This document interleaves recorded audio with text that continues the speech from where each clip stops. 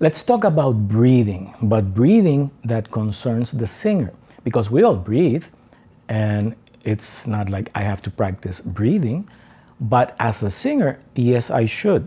I should do some breathing exercises, learn how to do some breathing exercises so that I control better my diaphragm.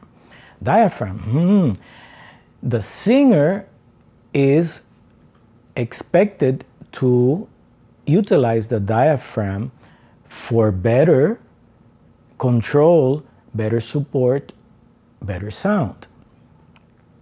Why is this important? Because the air that we put in the diaphragm creates a column of air that will support our tone, as opposed to singing or speaking breathy. For example, my tone is supported as I'm speaking to you, but right now it's not. It's my breathy voice. That means I had no air. I did not create the column.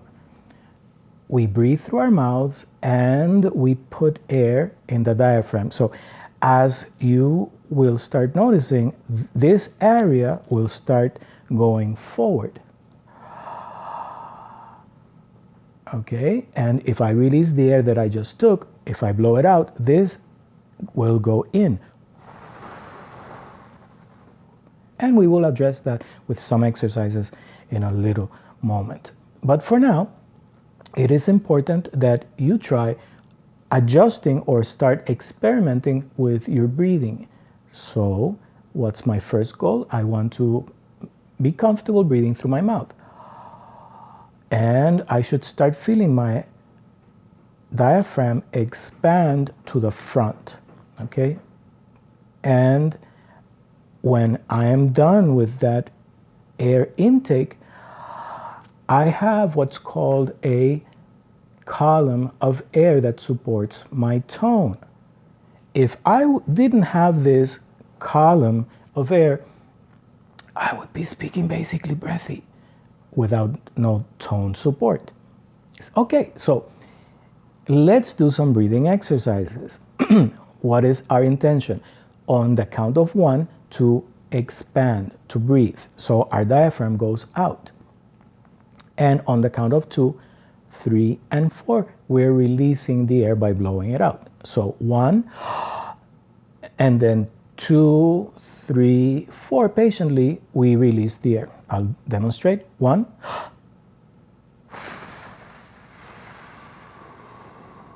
My air is out. I'll do it again. 1. Quick breath. Release. Good. Now, the opposite can be also applied. I can breathe on the count of 3 and then release it quickly. So 1, release all. Now 2, 3, 4, I'll be taking air. So 1, blow it out. There it is. 1. 1. And so that's how singers breathe quickly, and they're able to sustain notes for a long time. What is a long time? Well, we want to be able to hold a note up to or even more than 30 seconds. That's a lot. Well, that's a lot for the ones that are starting, but in no time that can be achieved if we work on it. Let's say if you can hold, and this is a nice experiment, this is a nice test to for you to measure your progress and for you to measure where you are, where you're standing right now. If you hold a note under 10 seconds, means that you're not breathing properly, meaning you're not putting air, you're not creating the column. If you hold the note 10 seconds to 20 seconds, you're an average student.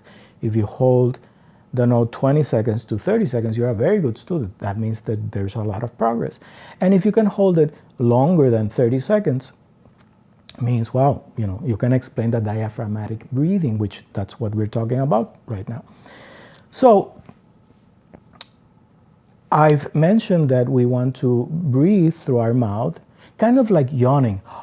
If you're yawning, you're very relaxed, your throat is relaxed, and you're taking a lot of air, right? When we yawn, it's because our body needs air. So I'll breathe, I'll take that breathing, I'll put the air in the diaphragm, I'll create that column, and I will start holding a note.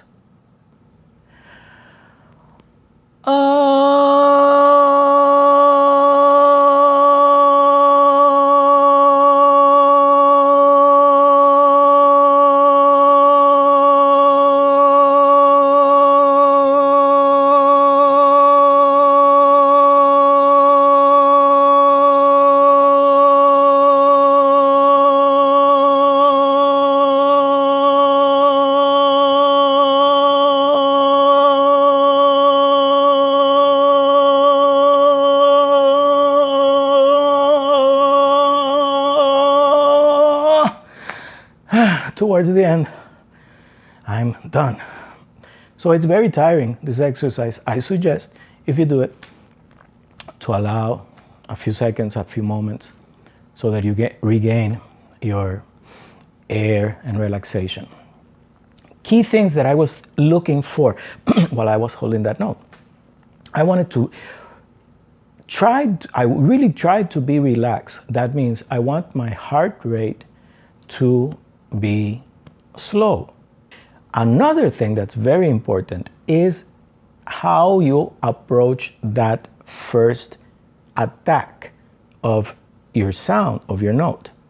If your attack is breathy from the beginning, you are allowing the air to escape too fast, thus you won't be able to hold it for longer. So I'll demonstrate breathy attack. Ha. Did you hear that? Ha. Most of my air just escaped. Think of a balloon full of air. You have the mouth of the balloon, right? You're holding the valve of the balloon. If you allow that air to escape too fast, it will go and you lose the air. That's exactly what happens when you go ha. The air just escaped.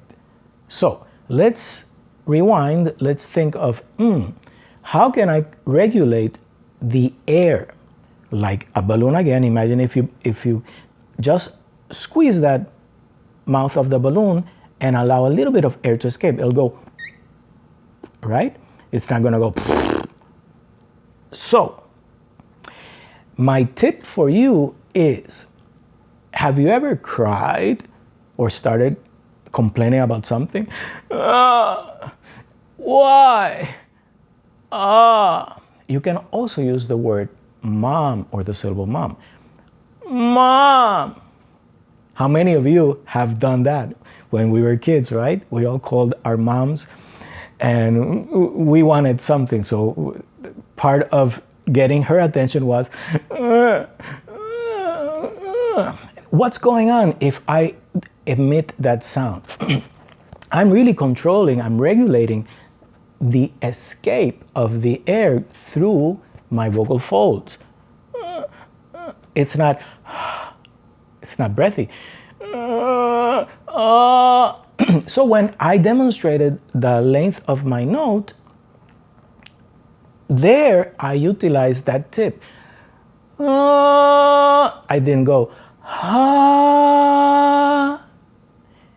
Important. So that will help you sustain longer notes.